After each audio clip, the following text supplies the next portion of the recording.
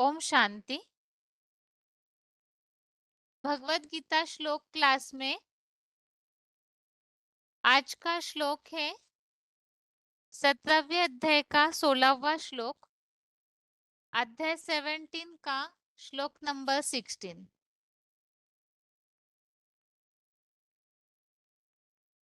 श्लोक है मनः प्रसादः सौम्यत्वम्, मौनम आत्म विनिग्रह, भाव संशुद्धि इत्येतत् तपः मानसम उच्यते। श्लोक दोबारा। मनः प्रसादः सौम्यत्वम्, मौनम आत्म विनिग्रह, भाव संशुद्धि इत्येतत् तपः मानसम उच्यते। श्लोक का संधि विच्छेद है मनः प्रसादः सौम्यत्वम्, मौनम आत्म विनिग्रह, भाव संशुद्धि इति एतत् तपः मानसम उच्यते। श्लोक का संधि विच्छेद दोबारा। मनः प्रसादः सौम्यत्वम्, मौनम आत्म विनिग्रह, भाव संशुद्धि इति एतत् तपः मानसम उच्यते।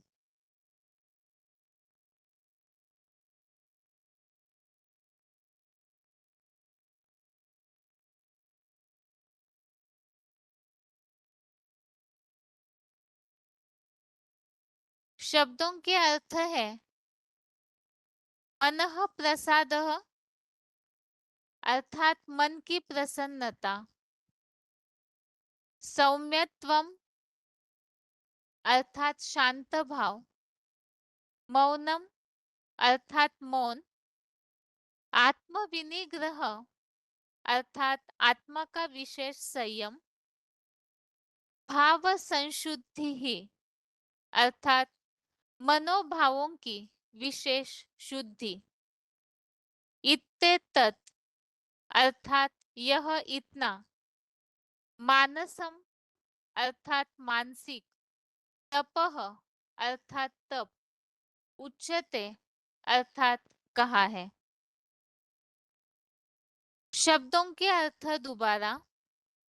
मनः प्रसादः अर्थात मन की प्रसन्नता, सौम्यत्वम अर्थात शांत भाव, मौनम अर्थात मौन, आत्म विनिग्रह अर्थात आत्मा का विशेष संयम, भाव संशुद्धि ही अर्थात मनोभावों की विशेष शुद्धि, इत्येतत् अर्थात यह इतना, मानसम अर्थात मानसिक, तपः अर्थात तप, उच्यते अर्थात कहा है। श्लोक का अर्थ है मन की प्रसन्नता, आत्मिक शांत भाव, चंचल मन के संकल्पों से भी सदा मौन, ज्योति बिंदु आत्मा का विशेष संयम, ज्ञान युक्त मनोभावों संकल्पों की विशेष शुद्धि, यह इतना भ्रूमध्य में स्थित स्टार रूप आत्मा की स्मृति का मानसिक तप कहा है। श्रद्धा भावना से संबंधित 17वें अध्याय में हमने अलग अलग संदर्भ में सात्विक, राजसी, तामसी ये 3 प्रकार की श्रद्धा भावना विश्वास समझा है। स्वभाव के कारण प्रकृति के गुणों में आत्माएं बंध जाती है और सात्विक, राजसी, तामसी इन स्वभाव के अनुसार ही उनकी श्रद्धा भावना, उनका खान पान, तपस्याएं, संबंध, संपर्क सब कुछ निर्भर होता है। इसी प्रसंग में हमने अभी तक के श्लोकों में जैसे कि वो पूछते हैं, राजसी जो है यक्ष राक्षसों को, और तामसी जो आत्माएं हैं वो भूत प्रेत तांत्रिक समुदाय गणों को पूछते हैं। तामसी तपस्या वाले जो है असह्य ऐसा शारीरिक कष्टदायी तप करते हैं जो कि गीता विधान के प्रतिकूल है। इसके अलावा सात्विक आत्माओं का शुद्ध भोजन भी हमने समझा, जो आयु, बल और बुद्धि को बढ़ाने वाला है। राजसी स्वभाव वाले जो है उनका भोजन भी इसी तरह से कड़वा, खट्टा, दाह युक्त भोजन, जो देहभान को बढ़ाने वाला, परिणाम स्वरूप दुख, शोक और रोग को बढ़ाने वाले भी होता है। इसी तरह से तामसी आत्माओं का भोजन तो हमने नष्टकालीन आहार, बासी और झूठा भोजन जो है तामसी आत्माओं को प्रिय है ऐसे समझा। इसके अलावा हमने सेवाओं के संदर्भ में भी समझा है कि किस तरह से सात्विक आत्माओं की सेवा कर्मफल को त्यागने वाली और गीता विधान अनुकूल अर्थात श्रीमत के अनुकूल होती है। राजसी आत्माएं जो है वो कर्म फल के इच्छुक होकर के सेवा करते हैं, और तामसी आत्माएं जो है मन मना भव के मंत्र से रहित, गीता विधान के प्रतिकूल अर्थात श्रीमत के बरखिलाफ और ब्रह्मा भोजन से रहित, मन मना भव के मंत्र से रहित और ईश्वरीय ज्ञान यज्ञ में निमित्तों का सम्मान न देते हुए जो सेवा करते हैं वो तामसी सेवा कही गई है। इसी तरह से तपस्याओं के बारे में हमने समझना शुरू किया।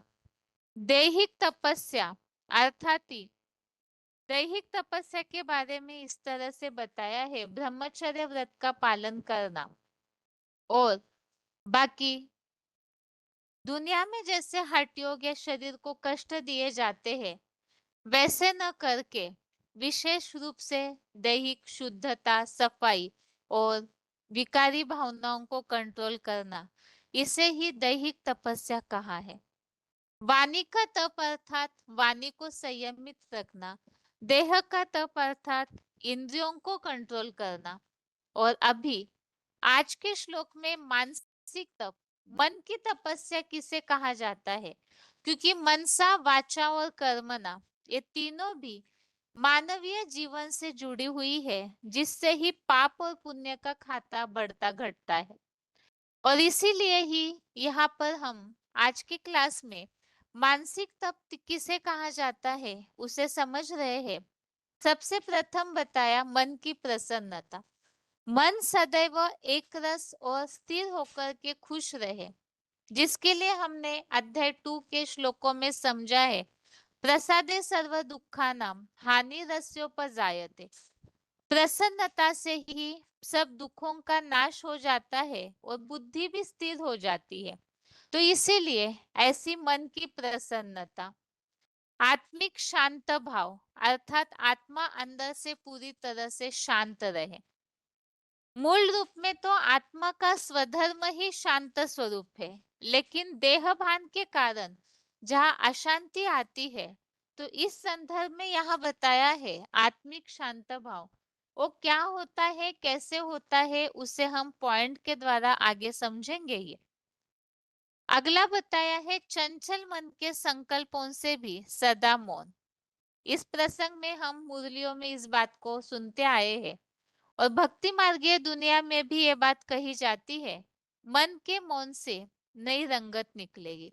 तो मन का मौन अर्थात ही निसंकल्पी स्टेज, जिसके लिए अध्याय 6 छठवें अध्याय में हमने समझा है, नहीं संकल्प संन्यस्तो योगी भवति कश्चन, अर्थात जिसने अपने पुरुषार्थी जीवन में ऐसा योगी जिसने अपने संकल्पों का पूरा त्याग किया है, तो वही ही योगी है। अगर संकल्पों का त्याग नहीं किया तो योगी भी नहीं है। तो इसीलिए ही यहाँ मन के संकल्पों से सदा मौन।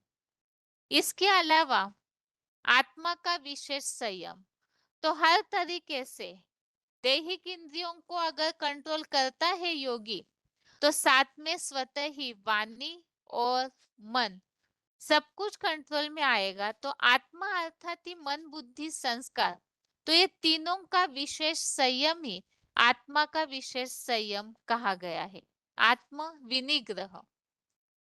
इसके अलावा ज्ञान युक्त मनोभावों संकल्पों की विशेष शुद्धि। अब मनसा में तो शुद्ध अशुद्ध दोनों संकल्प चलते हैं। जिस तरह से मानवीय शरीर में शुद्ध खून अशुद्ध खून बहता है और श्वास प्रश्वास की प्रक्रिया ये भी शुद्ध अशुद्ध हवा के ऊपर डिपेंड है, तो इसी तरह से आत्मा की चैतन्यता जो है वो भी संकल्पों के आधार पर ही निर्भर है। तो इसीलिए योगी वो जो शुद्ध संकल्पों को ही पूरी तरह से प्रेफरेंस दे, महत्व दे। तो इसीलिए ही वो शुद्ध संकल्प पॉजिटिव थिंकिंग ये तभी हो सकता है जब ज्ञान की योगियों में पराकाष्ठा हो। तो ज्ञान युक्त मनोभावों संकल्पों की विशेष शुद्धि और भ्रू मध्य में स्थित स्टार रूप आत्मा की स्मृति का मानसिक तप। आत्मा की स्मृति आत्मिक स्थिति की तपस्या ही वास्तव में असली तपस्या भगवत गीता में भी बताई गई है।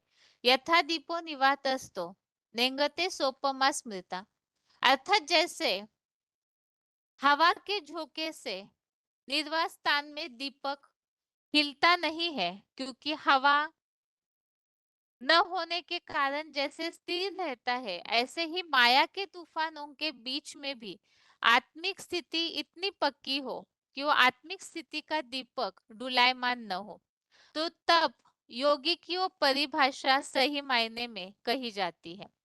तो यही आत्मिक स्थिति की तपस्या है और ऐसी तपस्या के लिए यहाँ श्लोकों में जो बातें बताई है मानसिक तपस्या की, मन की प्रसन्नता अर्थात मन सदैव खुश रहे, आत्मिक शांत भाव आत्मा स्वयं शांत स्वरूप में रहे, आत्मा का विशेष संयम मौन अर्थात निसंकल्प स्टेज और विशेषतः ज्ञान युक्त मनोभावों संकल्पों से विशेष शुद्धि, तो ये सारा ही मानसिक तप कहा जाता है। ये आज के श्लोक का अर्थ है। इसमें जो तपस्या की स्थिति बताई है वो कैसे धारण करनी चाहिए उसे आगे पॉइंट्स के द्वारा समझते हैं। पॉइंट्स के पहले श्लोक का उच्चारण। अध्याय 17 का 16वां श्लोक। मन प्रसाद सौम्यत्वं मौनमात्म विनिग्रह भाव संशुद्धिरित्येतत् तपो मानसमुच्यते।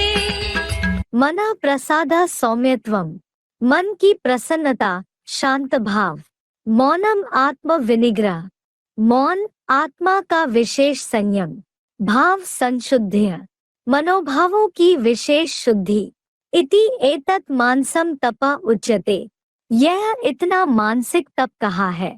मन प्रसाद सौम्यत्वम मौनम आत्म विनिग्रह भाव संशुद्धि इति एतत् मानसम तप उच्यते। भावार्थ मन की प्रसन्नता आत्मिक शांत भाव, चंचल मन के संकल्पों से भी सदा मौन, ज्योतिबिंदु आत्मा का विशेष संयम, ज्ञानयुक्त मनोभावों अर्थात संकल्पों की विशेष शुद्धि, यह इतना भ्रूमध्य में स्थित स्टार रूप आत्मा की स्मृति का मानसिक तप कहा है।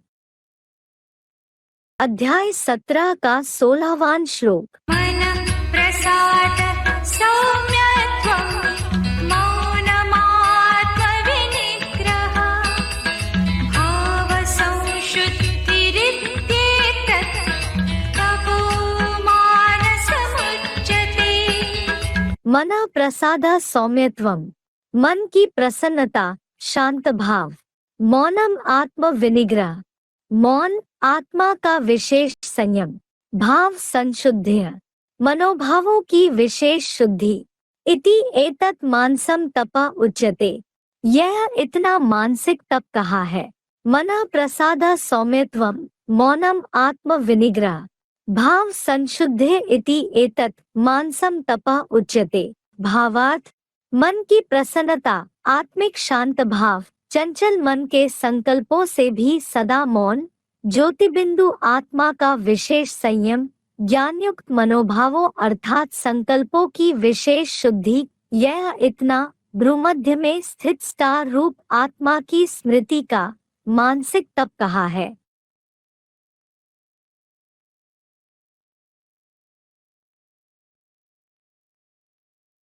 आगे है श्लोक में जो बात आई है मन की प्रसन्नता, तो मन सदैव प्रसन्न रहना अर्थात क्या और उसकी विधि क्या है वो इस पॉइंट में बताई है। VCD number 1728, VCD number 1728, 11 minute 11 minutes के बाद से लिया हुआ पॉइंट। हर एक बच्चे के चेहरे में वो ईश्वरीय स्नेह, ईश्वरीय प्यार, हिम्मत बढ़ाने वाला प्यार और खुशी अनुभव होती रहे। कई बच्चे कहते हैं वैसे तो हम खुश रहते हैं, लेकिन कर्मयोगी जीवन में थोड़ा सा कर्म में फर्क पड़ जाता है। तो कर्म में फर्क नहीं आना चाहिए। कर्म करते भी सदा टेंशन रहे, मैं कर्मयोगी आत्मा हूं, शरीर को चलाने वाली, शरीर का भी मालिक हूं। तो हर समय चाहे जो भी कर्म करो, चाहे नहीं करो, लेकिन कर्म करने के समय भी ये सोचो कि मैं कर्म कराने वाली आत्मा हूं। और आत्मा कौन सी आत्मा हूं? बाप की लाडली बच्ची हूं या बच्चा हूं? परमपिता परमात्मा की प्यारी आत्मा हूं। तो मालिक होकर के शरीर को चलाने वाली आत्मा हूं। सदा बाप की याद दिल में समाई हुई हो तो हर एक चेक करो, कर्मयोगी बन करके कर्म कर रहा हूं, कर्मयोगी हूं। क्योंकि योग तो बाप से है। तो बाप सदा फादर कहते हैं और बाप हमारे साथ है। तो ये ग्रुप क्या करेगा? अभी अपने अपने स्थान पर जाकर के अपने चेहरे से ऐसे खुशमिजाज चेहरे का अनुभव कराना, क्योंकि आज दुनिया में खुशी अभी बहुत कम होती जाती है और आपका चेहरा उनको खुशी का अनुभव कराए। आगे चल करके दुख अशांति तो बढ़नी ही है। समय नहीं मिलेगा इतना जो कोई को सुनने व कोर्स करने का टाइम हो, लेकिन आपका चेहरा उनको खुशी का अनुभव कराएगा। तो ये हो सकता है या नहीं हो सकता है? हो सकता है। हाथ उठाओ। अगर इतने एक एक चेहरा जगह जगह से आए हुए खुशी बांटने का लक्ष्य रखें, सदा खुश, कभी कभी नहीं, क्योंकि खुशी की विशेषता है जितनी और कोई भी चीज किसको देंगे तो आपके पास कम हो जाएगी। आपके पास दो चीजें हैं, एक देंगे तो एक कम होगी, लेकिन सारे जहान में अगर खुशी आपको देते हो तो कम होती है या बढ़ती है? ऐसी खुशी आपके पास है। तो सभी आत्माओं को अब खुशी बांटो, इसमें डबल फायदा है। आपकी भी खुशी बढ़ेगी और लेने वालों की भी बढ़ेगी। तो आज का विशेष ये काम याद रखना, खुशियां बांटनी हैं। अगर मानो आपके पास खुशी चली जाती है, कोई न कोई बात से खुशी चली जाती है, तो आप बाप से खुशी लेकर के आप भी खुश रहो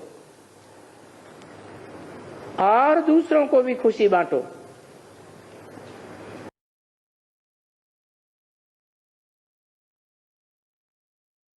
श्लोक में अगली बात आई है आत्मिक शांत भाव।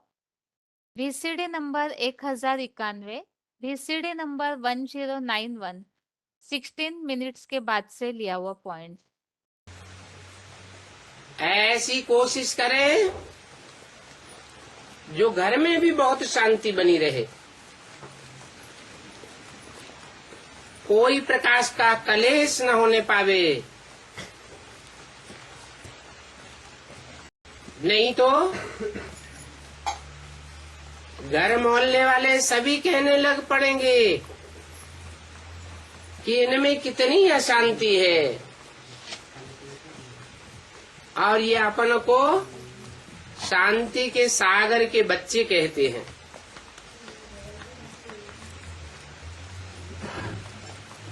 वास्तव में तुम बच्चों को बहुत शांत में रहना है, क्योंकि तुम सुख और शांति दोनों का वर्षा ले रहे हो। शांति का वर्षा अर्थात मुक्ति का वर्षा, सुख का वर्षा अर्थात जीवन में रहते हुए भी दुख दर्दों से मुक्ति का वर्षा। सुख लेते हो, दुख नहीं लेते हो। अभी इस दुनिया में तो तुम कांटों के बीच में रहते हो, नई दुनिया में तो सुखदायी खुशबूदार फूल ही फूल होंगे। अभी तुम सुखदायी फूलों के बीच में नहीं हो, तो भी दुख देने वाले कांटों के बीच में रहते हुए भी तुमको फूल बनना है। कांटों के साथ रह करके कांटा नहीं बनना है।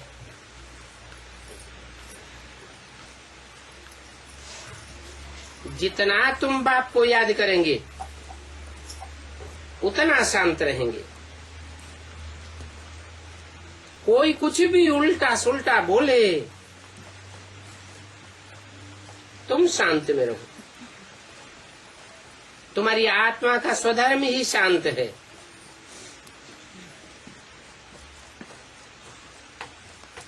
आत्मा है ही शांत स्वरूप।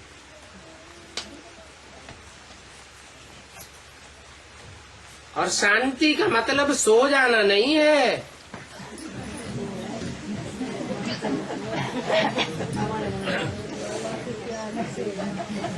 आत्मा जब अपनी असली शांति स्वरूप में टिक जावेगी तो निद्राजीत बन जावेगी और शांत स्वरूप भी रहेगी। आत्मा है ही शांत स्वरूप।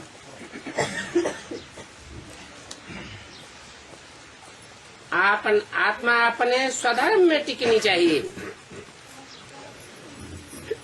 तुम जानते हो, हमको अभी अपने उस घर में जिसे शांति धाम कहा जाता है, वहां जाना है।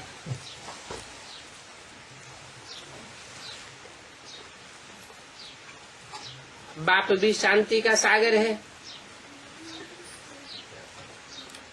तुम्हारा घर भी शांति का घर है। शांति धाम कहते हो ना, कहते भी हैं तुमको भी शांति का घर बनना है। वाहियात झरमुई झगमुई की बातें बहुत नुकसान कर देती है। बाप डायरेक्शन देते हैं, ऐसी झरमुई झगमुई की बातें नहीं करनी चाहिए।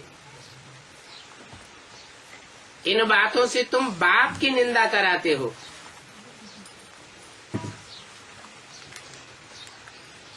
शांति में कोई प्रकार की निंदा व विकर्म होता ही नहीं है। बाप की याद में रहने से और ही विकर्म विनाश होते रहेंगे। अशांत न खुद होना चाहिए और न दूसरों को अशांत करना चाहिए।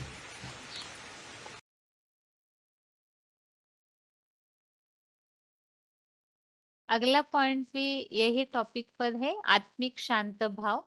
VCD number 1782, VCD number 1782 7 minutes के बाद से लिया हुआ पॉइंट। इसलिए आत्मा को कहेंगे ओम। आ उ मा तीनों का संकलन किया तो हुआ ओम। मैं आत्मा। और ओम के बाद ओम शांति। माना मुझे आत्मा का धर्म क्या है? मूल रूप में धर्म क्या है? मूल रूप में मैं आत्मा कहाँ थी? परमधाम वासी थी। और परमधाम का धर्म क्या है? धारणा क्या है परमधाम की? अखंड शांति। तो मैं आत्मा मूल रूप में शांत स्वरूप हूँ। ये ओम शांति का अर्थ है। तो इसका अर्थ हुआ स्व की आत्मा का धर्म शांत स्वरूप है। क्योंकि मैं आत्मा परमपिता परमात्मा की संतान। आत्मा किसकी संतान है? परमपिता परमात्मा शिव की संतान। कैसे? परमपिता परमात्मा शिव की संतान कैसे?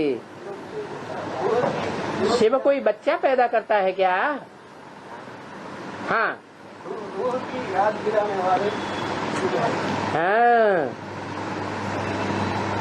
तो शिव जब इस सृष्टि पर आते हैं तो हम आत्माओं को अपने स्वरूप का ज्ञान दिलाते हैं।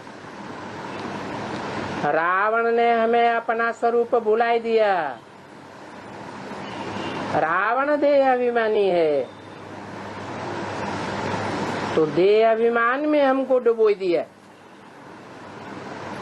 तो बाप आकर के हमको बताते हैं कि तुम देह नहीं हो, तुम क्या हो? तुम आत्मा हो, शांत स्वरूप हो। तुम आत्मा के मन बुद्धि रूपी और संस्कार रूपी 3 शक्तियां सदैव तुम्हारे अंदर समाई हुई हैं। रहने वाले भी शांति धाम के। तो अभी अपना ऑक्यूपेशन नहीं भूल सकते हो ना। क्या ऑक्यूपेशन हुआ है? हमारा धंधा आत्मा का क्या हुआ? सदैव शांत स्वरूप रहना। पक्का हो गया है गोपाल भाई? पक्का हो गया? हम आत्मा का स्वरूप सदैव शांत स्वरूप रहना, ये हमारा धंधा है। कोई कितना भी हमको उत्तेजना में लाए, कोई कितना भी हमको क्रोध में लाए, कोई कितना भी हमको कामनाओं की ओर आकर्षित करे, लेकिन हम क्या करें? सदैव शांत स्वरूप में रहें। ये तो बिल्कुल कॉमन बात है।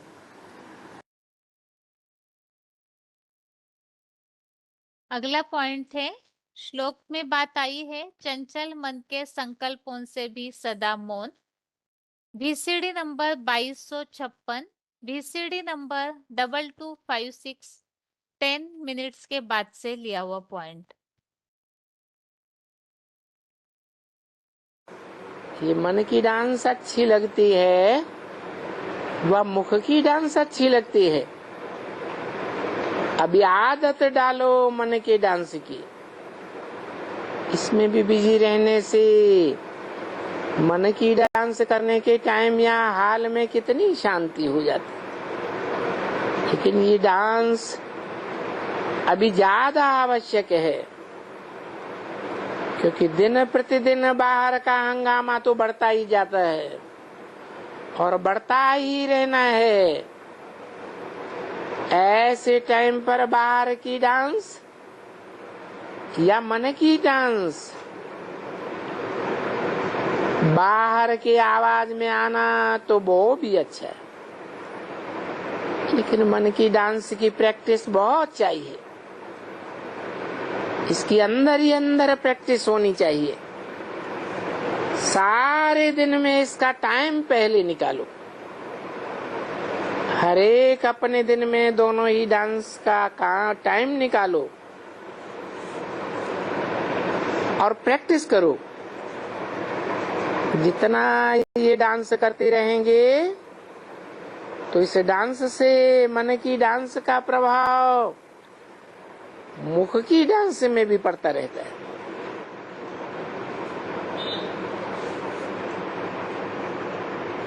मतलब मन की डांस का प्रभाव मुख की डांस में कैसे पड़ता है?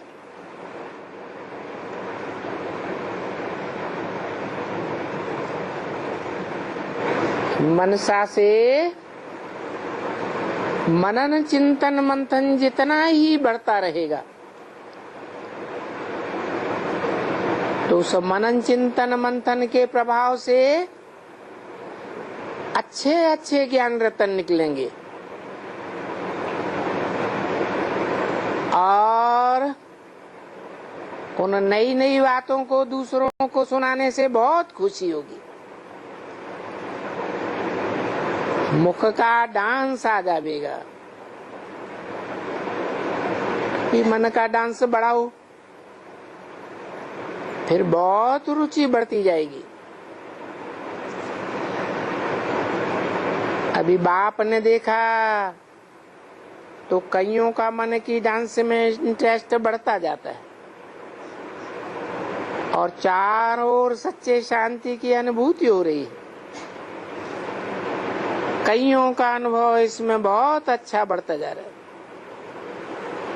और ये अभ्यास बढ़ना बहुत फायदेमंद है। जो बाहर मौन का प्रोग्राम बनाते हो तो उसमें भी मन की शांति बढ़ती और मन की शांति बढ़ने से ऑटोमेटिकली मुख का बोल कम होने लगता है। तो हर एक को अभी इस समय क्या टेंशन देना है? मन के मौन पर। मन का मौन आप जानते हो कि मन के मौन के बारे में इतना नहीं जानते। शौक रखो इस पर। मन का मौन बढ़ता जाए। मन का मौन बढ़ने से तन का मौन स्वतः ही बढ़ता जाता है। इसमें आप सभी अपने अंदर मन का मौन बढ़ाने का पुरुषार्थ प्यार से बढ़ाते चलो। जितना इस तरफ कोशिश करेंगे, रुचि बढ़ेगी, तो स्वतः ही मन के मौन होने से आवाज से इतने दूर हो जाएंगे और अंदर ही अंदर शांति की किरणें बढ़ जाएंगी। तो अभी एक सप्ताह विशेष मन की शांति का ये एक सप्ताह मनाओ। मुख की शांति घटाओ, मन की शांति बढ़ाओ। तो ये ट्रायल करो, मन की शांति से सब प्रकार की शांति बढ़ती जाएगी। अभी एक मास मन की शांति को बढ़ाना है। मन की शांति बढ़ने से ऑटोमेटिकली मुख की शांति, मुख की शक्ति बढ़ती रहेगी। प्रैक्टिस सभी को अच्छी लगती है? हाथ उठाओ। अच्छा, हाथ तो सभी ने उठाया, मेजॉरिटी। अभी ये मन की शक्ति क्या है और उसको कैसे बढ़ाना है, ये भी अंदर ही अंदर अभ्यास करते रहो। और ये मन की शांति का लेसन बढ़ाते रहो। जितना मन की शांति बढ़ेगी, इतनी ही मन की शांति का प्रभाव मुख की शांति पर भी पड़ेगा। और जितनी मन की शांति बढ़ेगी, उतनी मुख की शक्ति बाहर की वो कम होती जाएगी और मन की शांति बढ़ेगी।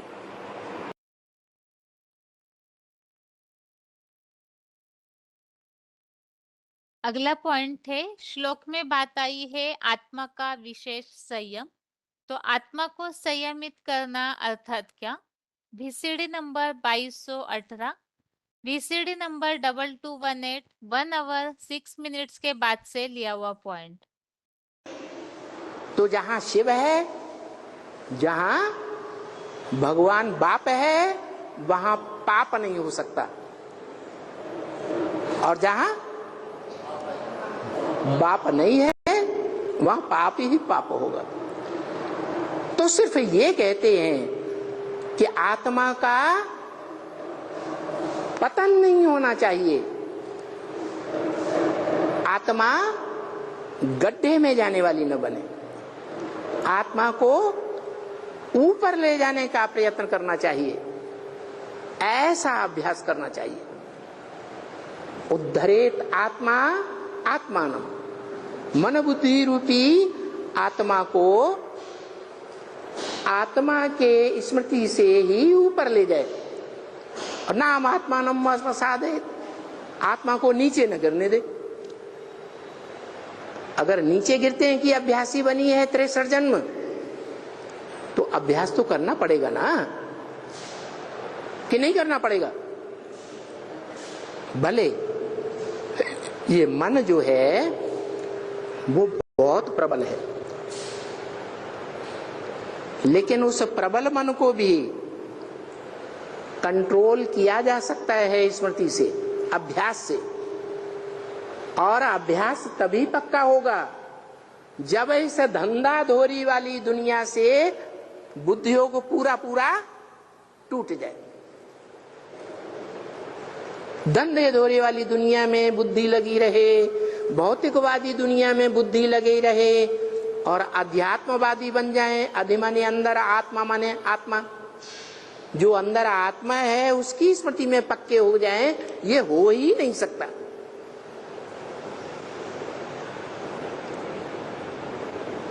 इसलिए बोला या निशा सर्वभूतानां तस्याम जागृति संयमी। संयमी माने इंद्रियों का यमन करने वाला, इंद्रियों को वश में करने वाला। वो संयमी क्या करे? दुनिया वाले जिस अज्ञानता की भौतिकवादी रात्रि में जागरण करते हैं, आंखें खोल करके भौतिकवादी दुनिया को देख रहे हैं, ये महलमाड़ियां, ये जहाज, क्या क्या दिखाई पड़ता रहता है। वो दुनिया संयमी के लिए रात्रि है। उस रात्रि में संयमी सोते हैं और सर्वभूतेषु, बाकी सब प्राणी उस रात्रि में जागते हैं। कौन सी रात्रि? अरे भौतिकवाद की रात्रि। और आध्यात्मवाद जो है वो रोशनी की दुनिया है। अधि माने अंदर, आत्मा माने आत्मा, उसे कहते हैं आध्यात्मवाद। वो आत्मा के अंदर की पढ़ाई देहधारी मनुष्य पढ़ाएंगे, जो अपन को देह समझते हैं। आत्मा की पढ़ाई कौन पढ़ाएगा? आत्मा का बाप ही पढ़ाता है। तो आत्मा की जो पढ़ाई, जिसे आध्यात्मवाद कहा जाता है, उसमें योगी लोग जागरण करते हैं। वो योगियों का दिन है। जागरण कैसे करेंगे? अपन को आत्मा समझ है, कर्म इंद्रियों से कर्म करते हुए भी परमपिता परमात्मा को याद करना, पक्की पक्की प्रैक्टिस करना। ऐसी प्रैक्टिस करना जैसे हवा से रहित स्थान पर दीपक बिना हिले डुले जलता रहता है, एकाग्र होकर के। ऐसे आत्मा की ज्योति विद्युत की स्मृति निरंतर बनी रहे परमपिता परमात्मा के साथ। माया का झोंका नजदीक ना आने सके, हिला न सके।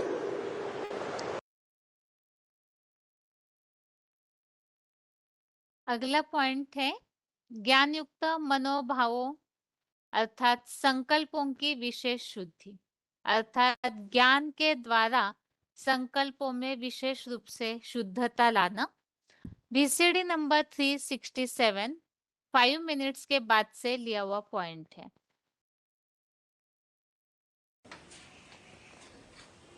आजकल विश्व में दो बातें विशेष चलती है, एक एक्सरसाइज और दूसरा भोजन के ऊपर अटेंशन।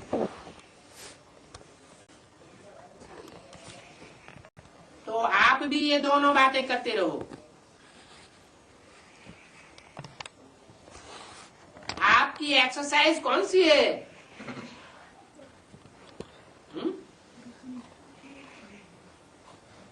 आपका दैहिक योग है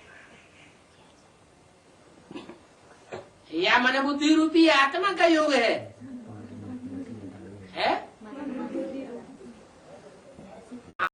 आपका मन की एकाग्रता का योग है, दैहिक योग तो नहीं है। तो शारीरिक एक्सरसाइज तो सारी दुनिया करती है, लेकिन मन की एक्सरसाइज अभी अभी ब्राह्मण और ब्राह्मण सो फरिश्ता और फरिश्ता सो देवता। क्या क्या एक्सरसाइज? अभी हम क्या हैं? ब्राह्मण हैं। ब्राह्मण साकारी होते हैं, आकारी होते हैं या निराकारी होते हैं? शाकाहारी होते हैं ब्राह्मण। ब्राह्मण माना ब्रह्मा की बात को माने, ब्रह्मा समान जीवन बनावे, ब्रह्माचारी बने। तो अभी अभी ब्राह्मण, फिर अभी अभी ब्राह्मण सो क्या फरिश्ता। फरिश्ता शाकाहारी होता है, आकारी या निराकारी? आकारी। मनन चिंतन मंथन में लीन हो जावे, देह बिल्कुल, देह और देह की दुनिया, देह के संबंध, देह के पदार्थ सारे ही भूल जावे। तो ब्राह्मण सो फरिश्ता, और उससे ऊपर ब्राह्मण सो फरिश्ता, और फरिश्ता सो देवता। ये मनसा ड्रिल का अभ्यास सदा करते रहो। क्या? साकारी, आकारी और देवताएं होते हैं आत्मिक स्थिति वाले, माना निराकारी। अभी अभी साकारी, अभी अभी आकारी, अभी अभी निराकारी। ये प्रैक्टिस बहुत जरूरी है। ये मनसा ड्रिल का अभ्यास सदा करते रहो। और शुद्ध भोजन माना आपका भोजन कौन सा है खास? याद का भोजन तो है, लेकिन याद उसके साथ साथ एक्यूरेट हमेशा याद तो होती नहीं।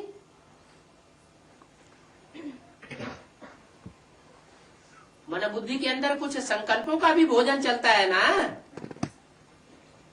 तो जो बाप का संकल्प, सो बच्चों का संकल्प, माना मन का शुद्ध संकल्प। अगर व्यर्थ संकल्प, निगेटिव संकल्प चलता है, तो ये मन का अशुद्ध भोजन है।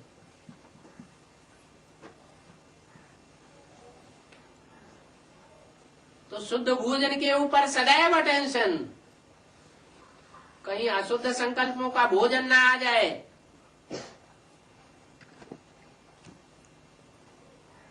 तो मन में सदा शुद्ध संकल्प रहे। तो दोनों करना आता है ना?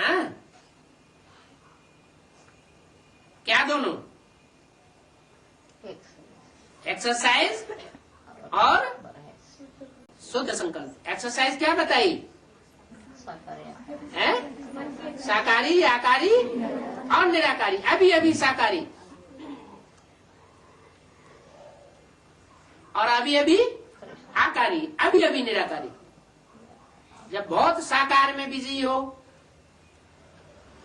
उस समय याद आ जाए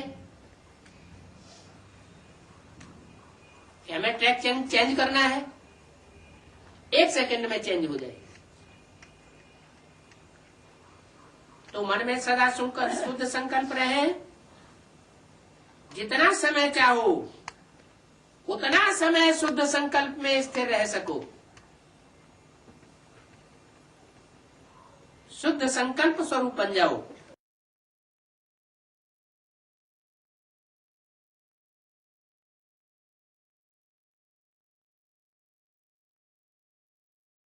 अगला पॉइंट है इसी तरह से ज्ञानयुक्त मनोभावों संकल्पों की विशेष शुद्धि।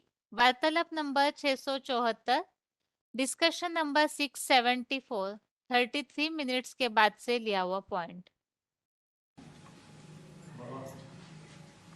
नसों जो है अपने शरीर की जो नसा है उसमें खून दौड़ता है। शरीर में जो नसा है उसमें खून दौड़ता है। कोई अशुद्ध खून रहता है, कोई शुद्ध खून रहता है। तो खून माना संकल्प। खून माना संकल्प नहीं, खून आत्मा का अलग है, उसे कहते हैं संकल्प। और जो शरीर का खून है वो अलग है, वो जड़ खून है। अशुद्ध संकल्प कौन से रहते हैं? हाँ, जो अशुद्ध संकल्प है वो है श्रीमत के बरखिलाफ जो भी संकल्प चलते हैं वो है अशुद्ध संकल्प, और श्रीमत के अनुकूल जो भी संकल्प है वो है शुद्ध संकल्प। इस शरीर में 16,000 नसें नाड़ियां दौड़ रही हैं, फैली हुई है। उनमें आधी है गंदा खून बहाने वाली और आधी है स्वच्छ खून बहाने वाली। ये 16,000 गोप गोपिकाओं रूपी आत्माओं की भी बात है, विराट पुरुष की। रुद्रमाला के मणके आधे ऐसे हैं जो खराब खून दौड़ाने वाले हैं और आधे ऐसे हैं जो शुद्ध खून दौड़ाने वाले हैं। आधे लेफ्टिस्ट हैं और आधे राइटियस हैं। राइटियस शुद्ध खून दौड़ाते हैं, शुद्ध संकल्प बहते हैं, और जो लेफ्टिस्ट हैं वो अशुद्ध खून बहाते हैं। हाँ जी, शुद्ध संकल्प और अशुद्ध संकल्प ये मन का संकल्प है, यानी मन की दिशा है। तो मन का डिसेक्शन होगा नहीं। मन का शुद्ध और अशुद्ध संकल्प ये माइंड का, मन का संकल्प है। हाँ जी, हाँ, तो ये मन का डिसेक्शन होगा, मन का डिसेक्शन होगा, डिस्ट्रैक्शन, डिसेक्शन, कटाई। मन क्या चीज है ये मालूम होगा। मन का डिसेक्शन, संकल्प शक्ति को ही मन कहा जाता है। मानो ये डिसेक्शन मन का होगा। संकल्प शक्ति अच्छी भी होती है और संकल्प शक्ति बुरी भी होती है। ये मन का डिसेक्शन होगा। अभी हमारा कहना है बुद्धि का डिसेक्शन और संस्कार का डिसेक्शन, यानी कंप्लीट आत्मा का डिसेक्शन क्या है? डिसेक्शन क्या होता है, हिंदी में बोलो ना। डिसेक्शन तो उसको कटाई करके अंदर क्या है वो बाहर निकाल देना, असली चीज बाहर निकाल देना। तो बाहर निकल रही है ना। अभी जब बाप का ज्ञान मिल रहा है तो हमको पता चलता है।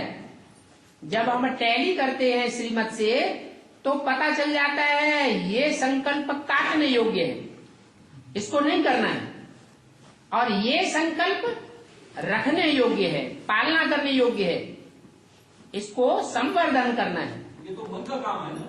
हाँ, मन जो है आत्मा की शक्ति है। हाँ, तो उसका डिसेक्शन होगा।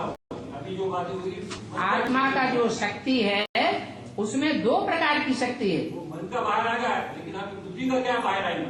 बुद्धि जो है वो निर्णय करने वाली है कौन सा अच्छा है और कौन सा बुरा संकल्प है। संस्कार क्या करेंगे?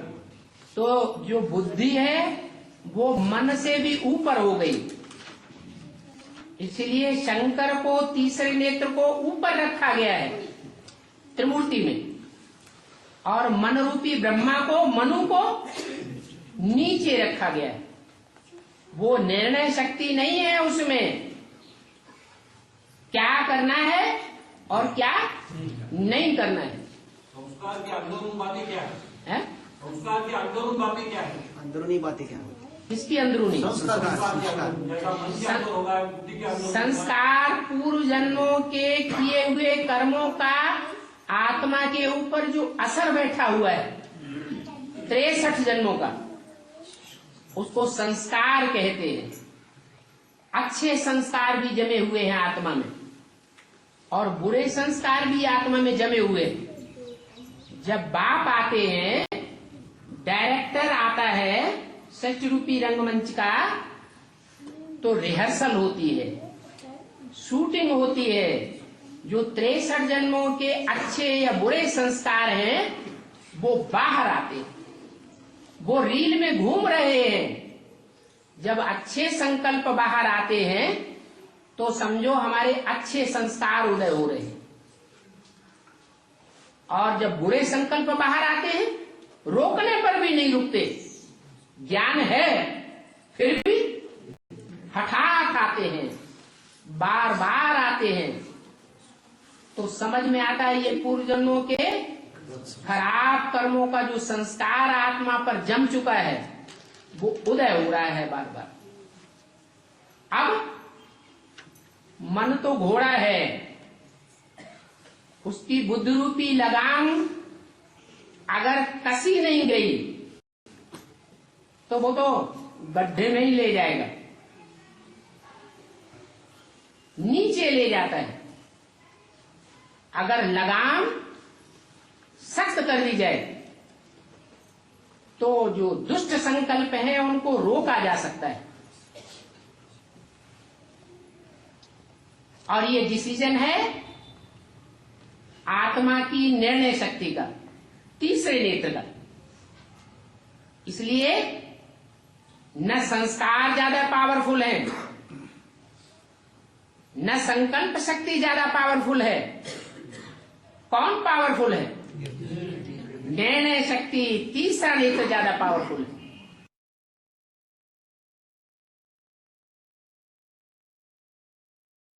अगला पॉइंट है, श्लोक में जो बात आई है, भ्रू मध्य में स्थित स्टार रूप आत्मा की स्मृति का तप। VCD number 321, VCD number 321, 41 minutes के बाद से लिया हुआ पॉइंट। जैसे कोई राजा को 4 बच्चे पैदा हुए तो एक ही तो गद्दी पे बैठेगा कि चारों गद्दी पे बैठ जाएंगे? एक गद्दी पे बैठता है, बाकी 3 राजकुमार हो जाते हैं। तो राजकुमारी की पोजीशन तो मिलती है, तो भी तो पोजीशन तो ऊंची हुई ना। प्रजा में जो और साधारण साहूकार है और जो बड़े बड़े ओहदेदार हैं और जो अधिकारी हैं, उनके मुकाबले उनका मर्तबा तो ज्यादा होता है। तो कहने का मतलब ये पढ़ाई के ऊपर आधारित है। और पढ़ाई है खास किस प्रैक्टिस की? आत्मिक स्थिति। सवेरे उठ करके जितना हम आत्मा की याद में अपने फाउंडेशन पक्का डाल लेंगे, सारा दिन वो आत्मिक स्थिति मजबूत बनी रहेगी। जैसे अभी संगम युग है, संगम युग में जो आत्माएं जितना ज्यादा आत्मिक स्थिति की प्रैक्टिस करती है, जन्म जन्मांतर वो उतनी ज्यादा आत्मिक स्थिति में रहेंगी। ज्यादा आत्मिक स्थिति में रहेंगी तो दूसरे धर्म की जो आत्माएं ऊपर से आती है वो प्रवेश ही नहीं कर पाएंगी और बार बार यहाँ देह में आएंगी, देह के आकर्षण में आएंगी, तो आत्मा की ताकत कम होती जाएगी। आत्मा की ताकत कम होने से क्या होगा? द्वापर युग से दूसरे धर्म की आत्माएं आती हैं, वो प्रवेश कर जाएंगी। अभी भी भूत प्रेत आत्माएं किस में प्रवेश करती है? कमजोर में या पावरफुल में? जो कमजोर आत्माएं होती हैं उनमें भूत प्रेत प्रवेश कर जाते हैं। तो इसलिए बाबा का जो ज्ञान है वो ये सिखाता है कि हमारे ऊपर कोई अधिकार न कर सके। क्या ऐसा ज्ञान देता है कि हमारे ऊपर कोई अधिकार न कर सके। हम दूसरों के ऊपर अधिकार भले करें, सत्युग त्रेता में अधिकार करने की बात नहीं, कहा? द्वापर कली। लेकिन दूसरे हमारे ऊपर अधिकार न जमा पाए। जैसे महाराणा प्रताप हुए, उस समय अकबर का राज्य था, सारी इंडिया में वो तो सम्राट था, लेकिन उन्होंने उसकी अधीनता स्वीकार नहीं की। कौन सी ताकत थी? वो तो एक चित्तौड़ छोटा सा राज्य, उसके राजा थे, और सम्राट अकबर तो सारे देश का राजा था। इतने बड़े सम्राट के सामने उनकी ताकत क्या बड़ी? कोई ज्यादा ताकत थी? लेकिन फिर भी अंजाम क्या हुआ? महाराणा प्रताप ने कभी भी उनकी अधीनता स्वीकार नहीं की। तो ये शक्ति कहां से भरी? ये संगम में शक्ति भरी आत्मा ने। ऐसे शिवाजी, कहा शिवाजी के पिताजी छोटे से औहदेदार, उनके घर में शिवाजी पैदा हुए, और औरंगजेब तो सारे भारत का सम्राट। शिवाजी ने उनकी अधीनता कभी भी स्वीकार नहीं की। एक बार जंबे में फंस भी गए तो कोई न कोई युक्ति बना करके और निकल गए। हिम्मत नहीं हारी। माना हिम्मत जो करता है शिव बाबा उसको मदद जरूर देता है। अभी भी मदद दे रहा है, अभी तो संगम युग में प्रैक्टिकल में आया हुआ है। तो जो जितनी हिम्मत करेंगे उनको उतनी मदद शिव बाबा से मिलती रहेगी। इस तरह से 17वें अध्याय के इस 16वें श्लोक में हमने जो मुख्य बातें समझी है, एक तो मानसिक तप, आत्मिक स्मृति की तपस्या, इसी से ही जुड़ा हुआ है ये मानसिक तप। और इसमें मुख्य बात बताई है मन सदैव प्रसन्न रहना, आत्मिक स्वरूप जो आत्मा मूल रूप में शांत स्वरूप है, तो सदैव अंदरूनी शांति का अनुभव करना, और मन के संकल्पों में विशेषतः मौन अर्थात निसंकल्पी स्टेज, जिसे बताया है मन के मौन से नई रंगत निकलेगी, और साथ में शुद्ध संकल्प। तो इस तरह से इन सब बातों को, आत्मा को विशेष रूप से जो संयमित करके रखते हैं योगी, तो उनके इन विधि पूर्वक की हुई तपस्याओं को ही मानसिक तप कहा गया है।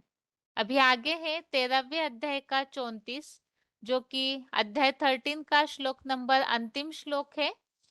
और इसमें हमने 13वें अध्याय में क्षेत्र और क्षेत्रज्ञ इन दोनों को जानना चाहिए, इस बात को समझा है। क्षेत्र क्षेत्र गयो ज्ञानम यत्तत् ज्ञानम मतम मम, अर्थात क्षेत्र और क्षेत्रज्ञ को जानने से ही अमरता का अनुभव होता है, ईशित्व राजाई भाव की प्राप्ति होती है।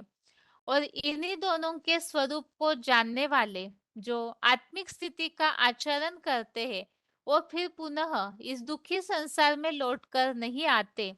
इन सारी बातों को हमने 13वें अध्याय में समझा है। और 13वें अध्याय के इस अंतिम श्लोक में इस बात को बताया है कि जो क्षेत्र और क्षेत्रज्ञ के अंतर को अर्थात साकार और निराकार को जानते हैं, उनके बीच क्या भेद है उसे जानते हैं, और प्राणियों की दैहिक प्रकृति की मुक्ति को जान लेते हैं ज्ञान के द्वारा, और फिर परम ब्रह्म लोक की प्राप्ति करते हैं। अर्थात भक्ति मार्गीय दुनिया में तो निर्वाण धाम जाना, मोक्ष प्राप्त करना, यह हठयोगी परिक्रियाओं के आधार से माना जाता है, जबकि भगवत गीता में तो भगवान जो साकार में आए हुए निराकार परम पिता है, उनके उस क्षेत्र अर्थात अर्जुन रथ, मुकर्रर तन और उनमें प्रविष्ट निराकार परम पिता को जो जानते हैं, तो वही परम ब्रह्म लोक की प्राप्ति करते हैं, ऐसे इस श्लोक में स्पष्ट किया है। श्लोक है क्षेत्र क्षेत्र गयोर एवं अंतरम ज्ञान चक्षुषा भूत प्रकृति मोक्षम च ये विदु यान्ति ते परम। श्लोक दोबारा, क्षेत्र क्षेत्र गयोर एवं अंतरम ज्ञान चक्षुषा भूत प्रकृति मोक्षम च ये विदु यान्ति ते परम। अर्थात ऐसे जो अर्जुन के शरीर रूपी क्षेत्र और क्षेत्रज्ञ अर्थात सदाशिव के अंतर को और प्राणियों की दैहिक प्रकृति से मुक्ति को संपूर्ण बने त्रिनेत्री महादेव के ज्ञान नेत्र द्वारा शिव को जानते हैं, वे परम पार्थधारी हीरो रूप के परे ते परे परम ब्रह्म लोक को प्राप्त करते हैं। श्लोक में मुख्य 3 बातें बताई है।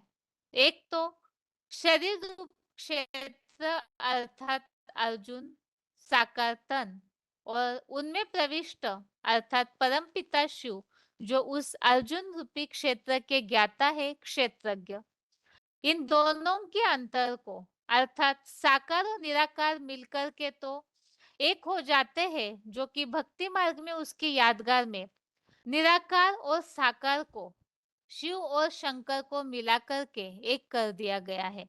लेकिन इन दोनों के अंतर को जो जानते हैं, साथ में ही हमने जैसे प्रकृति और पुरुष इस विषय में इस टॉपिक में 13वें अध्याय में समझा है कि इन दोनों को जो जानते हैं, प्रकृति और पुरुष को, और जान करके आत्मिक स्थिति के महत्व को समझकर सदा काल आत्मिक स्थिति का आचरण करते हैं, अर्थात ही आत्मा का किसी भी हालत में देह भान में आकर घात नहीं करते। उद्धरेत आत्मना आत्मानम, इस अनुसार आत्मा को सदैव खींचकर ऊंची स्टेज में ही जो ले जाते हैं और देह भान में आकर के नीचे पतन नहीं करते, तो उनकी ही मुक्ति हो जाती है। अर्थात इस दुखी दुनिया में जो देह भान से निर्माण होने वाला दुख है, उसमें पुनः वापिस लौट कर नहीं आते।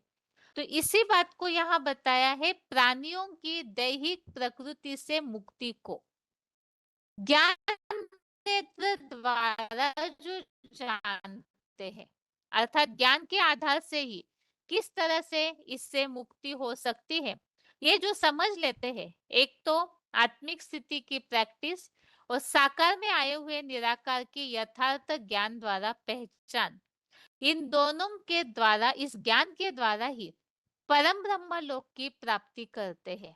तो परम पाठधारी हीरो रूप के, अर्थात अर्जुन रथ जो परम पाठधारी हीरो पाठधारी है, उनके द्वारा जो नई स्वर्गीय दुनिया बनती है, अर्थात जो बताया है इसी सृष्टि पर परम धाम को उतार लेते हैं, तो उस परम ब्रह्म लोक को प्राप्त करते हैं। अर्थात उस संगठन में उन आत्माओं को प्रवेश मिलता है जब आत्मिक स्थिति का आचरण करते हैं और साकार में आए हुए निराकार को यथार्थ रीति जो जानते हैं। ये इस श्लोक का अर्थ है। और परम ब्रह्म लोक की प्राप्ति के लिए तो हमने पीछे के कई सारे अध्यायों में अव्यभिचारी याद के द्वारा परम ब्रह्म लोक की प्राप्ति और ज्ञान के द्वारा साकार निराकार को जानना, भगवान के स्वरूप को जानना, इससे परम ब्रह्म लोक की प्राप्ति, राग क्रोध भय से जो मुक्त होते हैं उससे परम ब्रह्म लोक की प्राप्ति, जो आत्मिक स्थिति का आचरण करते हैं, जो भगवत गीता के अध्याय 8 के श्लोक नंबर 9-10 में जो बात बताई है, भ्रुवर मध्य प्राणम आवेश सम्यक, इस अनुसार जो अचल अडोल भक्ति भाव से आत्मिक स्थिति का आचरण करते हैं, तो उन्हें भी उस दिव्य पुरुष परमात्मा की प्राप्ति होती है, ऐसे बताया हुआ है।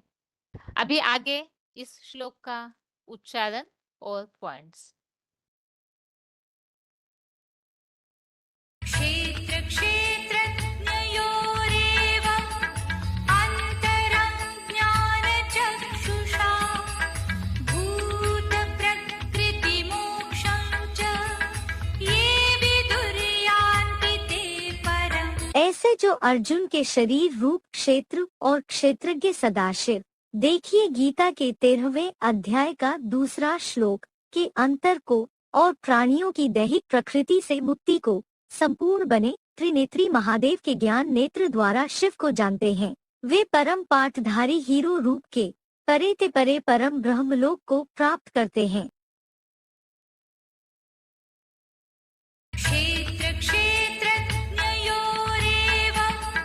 अन्तरं ज्ञानचक्षुषा भूतप्रकृतिमोक्षं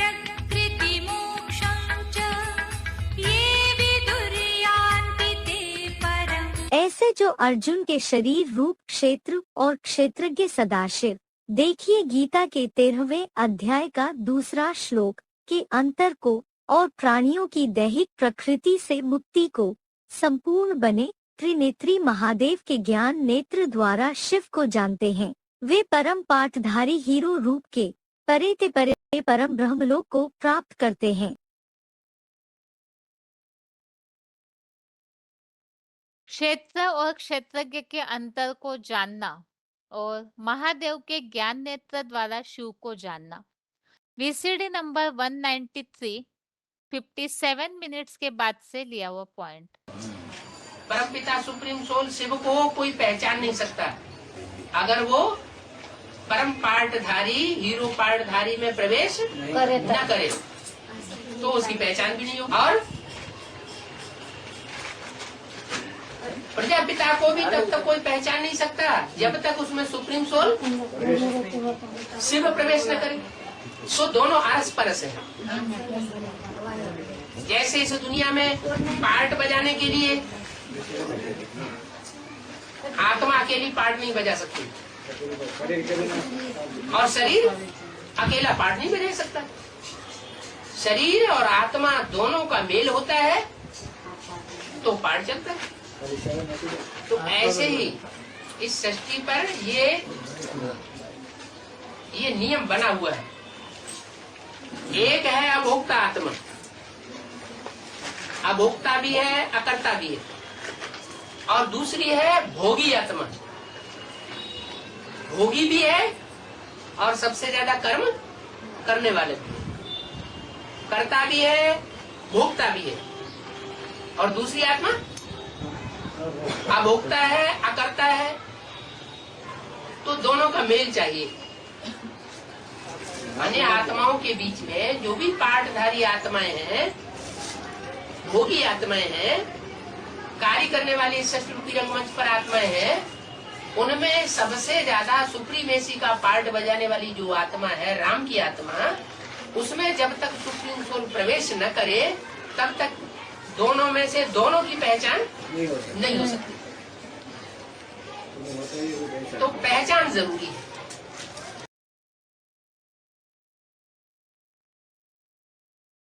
अगला पॉइंट है प्राणियों की दैहिक प्रकृति से मुक्ति।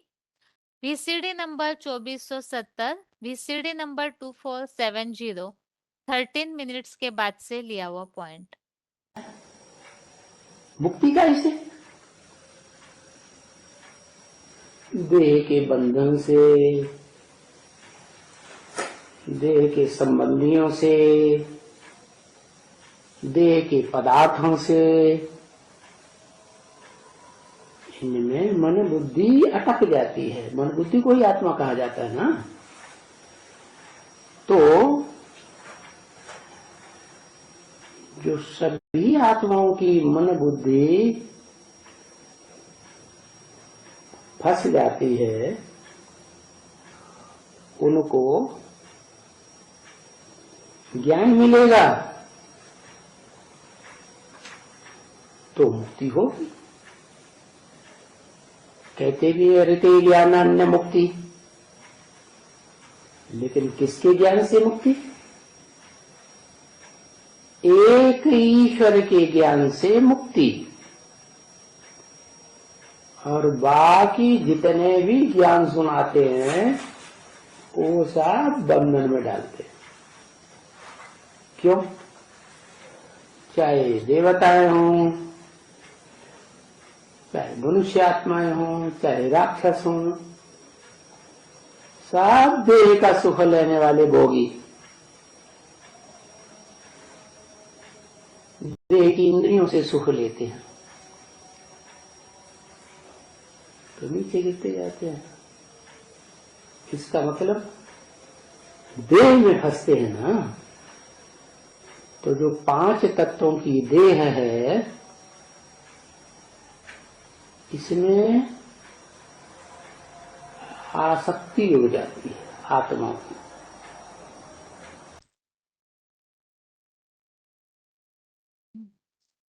अगला पॉइंट है परम पाठधारी हीरो रूप का परम ब्रह्मलोक। वार्तालाप नंबर 1685, डिस्कशन नंबर 1685।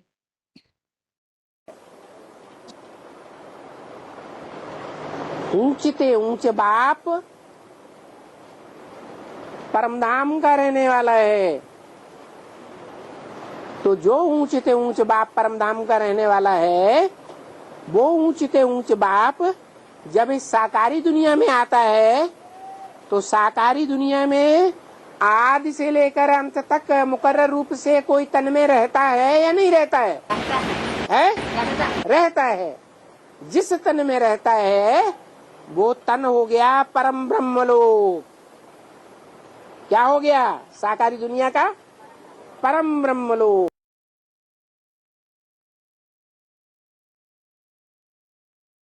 अगला पॉइंट है परम पाठधारी हीरो रूप के परम ब्रह्म लोक की प्राप्ति।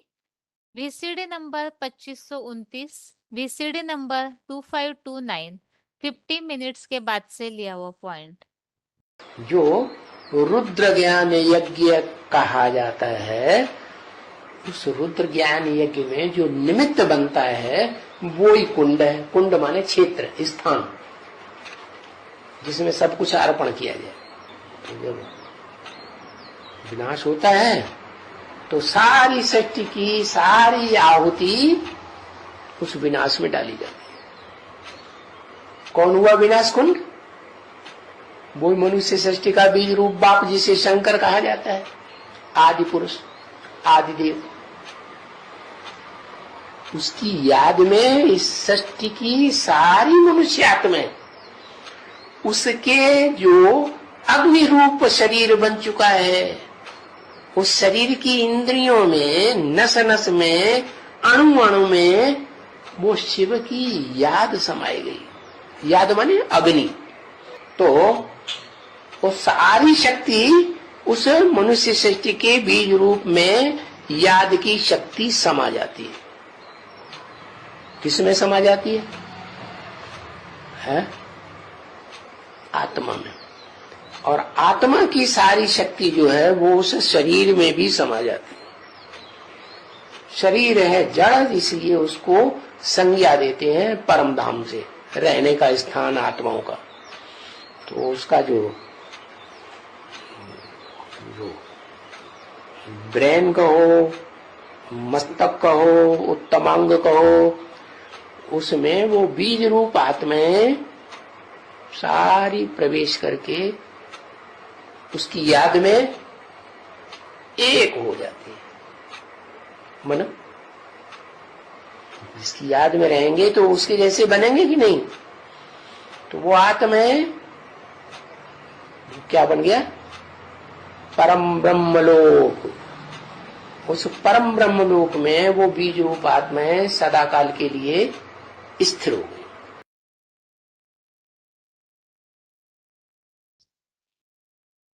इस तरह से 13वें अध्याय के 34वें श्लोक में हमने समझा है परम ब्रह्म लोक की प्राप्ति करना अर्थात निराकार परम पिता शिव जिस साकार तन में आते हैं वही इस सृष्टि का चैतन्य परम धाम परम ब्रह्म लोक है और उनकी प्राप्ति करना अर्थात उनके याद में मनमना भव की स्टेज में सदा काल के लिए समा जाना। और ऐसी प्राप्ति हो, ऐसी अखूट शांति की प्राप्ति के लिए बताया, एक तो क्षेत्र और क्षेत्रज्ञ का ज्ञान, ज्ञान के द्वारा सही रीति से जानना आवश्यक है। इसके अलावा आज के श्लोक को एक बार रिवाइज करके आज का क्लास पूरा करते हैं। 17वें अध्याय का 16वां अध्याय 17 का श्लोक नंबर 16 है। मनः प्रसादः सौम्यत्वं मौनम आत्म विनिग्रह भाव संशुद्धिः इत्येतत् तपः मानसम उच्यते। श्लोक दोबारा। मनः प्रसादः सौम्यत्वं मौनम आत्म विनिग्रह भाव संशुद्धि इति एतत् तपः मानसम उच्यते। अर्थात मन की प्रसन्नता, आत्मिक शांत भाव, चंचल मन के संकल्पों से भी सदा मौन, ज्योति बिंदु आत्मा का विशेष संयम, ज्ञान युक्त मनोभावों, संकल्पों की विशेष शुद्धि, यह इतना भ्रू मध्य में स्थित स्टार रूप आत्मा की स्मृति का मानसिक तप कहा है। श्लोक में हमने मुख्य इन बातों को समझा है। एक तो मन से सदैव खुश रहना, प्रसन्नता, क्योंकि प्रसन्नता से ही बुद्धि भली भांति स्थिर होती है। आत्मिक शांत भाव अर्थात शांत स्वरूप आत्मा के मूल स्वरूप में सदैव टिके रहना। मन के संकल्पों में पूरी तरह से निसंकल्पी स्टेज जिसे मन का मौन और मन के मौन से नई रंगत निकलेगी ऐसे बताया है। आत्मा का विशेष संयम अर्थात इंद्रियों की कंट्रोलिंग पावर के साथ आत्मा को सदैव ज्योति बिंदु स्थिति में एकाग्र होकर टिकाना और मन के संकल्पों में सदैव ही शुद्ध संकल्प चले। ये सारे ही मानसिक तपस्या की बातें बताई हुई है। इस तरह से आज के क्लास में हमने 2 श्लोकों को समझा है। 13वें अध्याय का 34वां श्लोक, जिसमें साकार के साथ निराकार को जानने से परम ब्रह्म लोक की प्राप्ति होती है और देह के पदार्थ, देह के संबंधी संपर्क की हर चीज से, दैहिक प्रकृति से मुक्ति अर्थात इन बंधनों से मुक्ति, इन बातों को जानना चाहिए। और साथ में मन की तपस्या अर्थात निसंकल्पी स्टेज और सदैव बुद्धि की निर्णय शक्ति ज्ञान के द्वारा एकाग्रता होना, इसे ही मन का तप कहा गया है। और आज के लिए गीता क्लास इन श्लोकों के अर्थ के साथ ही यहाँ ही पूरा करते हैं। ओम शांति।